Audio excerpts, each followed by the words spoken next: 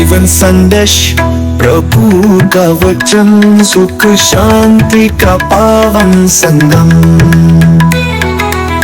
हर रविवार नए विचार, मंगल का संदेश है तैयार।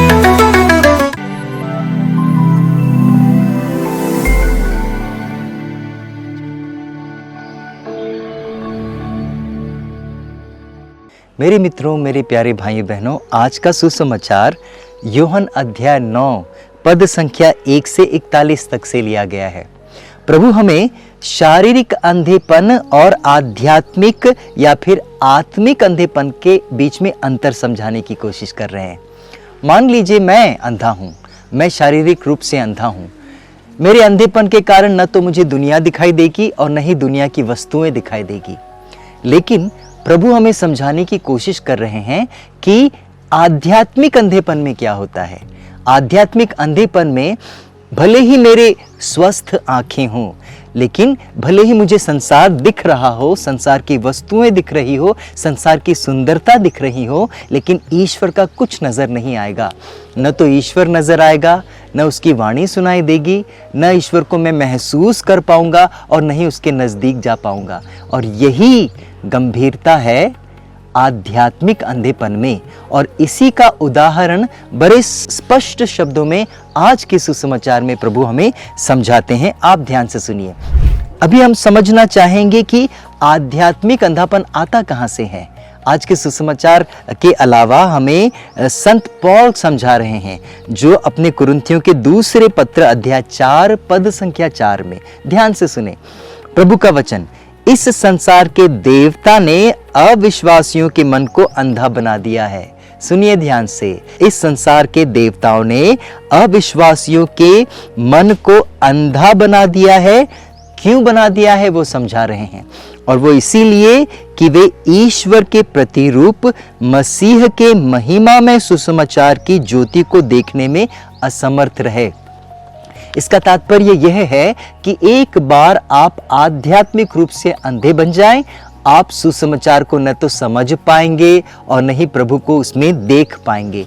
मेरे मित्रों, मेरे प्यारे भाइयों और बहनों, हम इन देवताओं की बातें कर रहे हैं। ये कौन है देवता? वचन हमें समझाकर बताते हैं ये कौन कौन से देवता हैं। सांसारिक देवता। ध्यान से आप सुनिएगा। वचन कहता है यूहन्ना का पहला पत्र अध्याय 2 पद संख्या 11, और ये अंधापन का देवता है बैर। प्रभु का वचन कहता है जो अपने भाई से बैर करता है वो अंधेरे में रहता है और अंधेरा उसे अंधा बना देता है। ध्यान से सुने प्रभु का वचन। प्रकाशना ग्रंथ अध्याय 3 पद संख्या 17 में प्रभु क्या कहते हैं? वे लोग जो धन के लालच में डूबे रहते हैं, घमंड में डूबे रहते हैं, उन्हें प्रभु क्या कहता है? प्रभु कहते हैं तुम अभागे हो, तुम दयनीय हो, तुम नंगे हो, तुम दरिद्र हो और इसीलिए तुम अंधे बन गए हो। जो धन संपत्ति के लालच में डूबे रहते हैं वो अंधे बन जाते हैं। मेरे मित्रों, ठीक उसी प्रकार आज के सुसमाचार में भी यूहन्ना अध्याय 9 पद संख्या 12 में यहूदियों के डर से अंधे व्यक्ति के माता पिता अंधे बन जाते हैं। वो डरते हैं और डर के कारण सत्य का साथ नहीं देते, न तो अपने पुत्र का साथ दे पाते हैं। मेरे मित्रों, स्पष्ट शब्दों में, सीधे वचन में प्रभु कहते हैं कि इस संसार का देवता कौन है? इस संसार का देवता अंधकार है, क्रोध है, अहंकार है, द्वेष है, लालच है, अविश्वास है और शरीर की वासना है, इत्यादि इत्यादि इत्यादि। मेरे मित्रों, प्यारे भाइयों और बहनों, लेकिन एक बेहद ही सुंदर सा वचन हमारे जीवन में आज प्रवेश कर पा रहा है, और यदि आप इसी प्रकार के अंधेपन से जूझ रहे हो ना, तो प्रभु का वचन ध्यान कीजिए। प्रभु हमें स्पष्ट शब्दों में कहता है फिलिपियों के अध्याय 2 पद संख्या 13 में, प्रभु कहते हैं कि ईश्वर हमारे जीवन में कार्यरत है। यह जो वचन है ये अंग्रेजी का पढ़िए। अंग्रेजी के वचन में बताया गया है God is at work in you, मतलब प्रभु हमारे जीवन में निरंतर काम कर रहा है। और वो कर क्या रहा है? वो यही काम कर रहा है, हमारे जीवन के अंधेपन को हटाने की कोशिश कर रहा है और खुद को हमारे बीच में प्रदर्शित करने की कोशिश कर रहा है। मेरे मित्रों, मेरे प्यारे भाइयों और बहनों, इसका सुंदर उदाहरण आज के सुसमाचार में ही हमें देखने को मिलता है। आप ध्यान से सुनिएगा। अंधे व्यक्ति के जीवन में जब प्रभु आते हैं, प्रभु मिट्टी को सान कर उसकी आंखों में लेप लगाते हैं और उसका अंधापन दूर हो जाता है। लेकिन उसके बाद क्या होता है, प्रभु का वचन हमें स्पष्ट रूप से समझाता है। आप इसे समझने के लिए उस अंधे व्यक्ति के जवाब पर ध्यान दीजिए। ध्यान दीजिए कि वो कहता क्या है।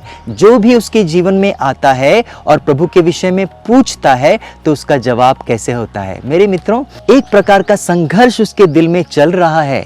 जब प्रभु उसे चंगाई देते हैं तो वो संघर्ष उसके दिल में जारी है और अंधेपन के कारण वो देख नहीं पा रहा है प्रभु कौन है जिसने मुझे चंगा किया। और इसीलिए उसका पहला जवाब क्या होता है जानते हैं? पद संख्या 12 में वो कहता है मैं नहीं जानता। लेकिन धीरे धीरे जैसा ही वो संघर्ष चलता रहता है, उसके दृष्टि स्पष्ट होते रहती है। और उसका दूसरा जवाब सुनिए। उसका जो दूसरा जवाब है पद संख्या 17 में, वो कहता है वो नबी है, प्रभु नबी है। अब ध्यान से सुनिए। उसका अंधापन तो दूर हो गया, लेकिन उसकी दृष्टि साफ हो रही है, आध्यात्मिक दृष्टि साफ हो रही है। और उसका तीसरा जवाब सुनिए। वो कहता है यदि वह ईश्वर की ओर से नहीं आता तो वो मुझे चंगा नहीं कर पाता। इसका अर्थ यह है कि वो अब मान रहा है कि वो नबी ही नहीं, वो इंसान है जो ईश्वर के पास से आया है। मेरे मित्रों, उसका अंधापन स्पष्ट रूप से वो अपने अंधेपन से बाहर निकल पा रहा है और प्रभु को जान पा रहा है। अपनी दृष्टि से प्रभु को देख पा रहा है, पहचान पा रहा है। और उसका अंतिम वाक्य आपको जरूर सुनना है। उसका अंतिम वाक्य हम पाएंगे जब प्रभु उसके सामने खड़े हो जाते हैं और प्रभु उससे पूछते हैं क्या तुमने मानव पुत्र को देखा है? तुम जिससे बात कर रहे हो वही मानव पुत्र है। और जानते हैं वो क्या करता है? वो दंडवत करके प्रभु को कहता है प्रभु मैं विश्वास करता हूँ, प्रभु मैं विश्वास करता हूँ। मेरे मित्रों, आज की इस कहानी में कौन कौन लोग इस अंधे व्यक्ति के नज़दीक आते हैं? सबसे पहले उसके पड़ोसी, उसके बाद फरीसी, उसके बाद उसके माता पिता। मेरे प्यारे भाई बहनों, ये सभी गण, ये सभी लोग आध्यात्मिक रूप से अंधे हैं। भले ही उनकी स्वस्थ आंखें हैं, भले ही वो प्रभु को देख पाते हैं, लेकिन वो ईश्वर को देख नहीं पाते और इसीलिए वो अंधे बने रहते हैं। और यही बात तो प्रभु यीशु समझा कर कहते हैं, मानव पुत्र इस संसार में इसीलिए आया ताकि जो अंधे हैं वो देख सकें और जो देखते हैं वो अंधे बन सके। इस चालीसा के काल में मेरे मित्रों, प्यारे भाई बहनों, क्यों न हम अपने जीवन के आध्यात्मिक अंधेपन को दूर करें और प्रभु को अपने जीवन में आमंत्रित करें। सबों को जय यीशु।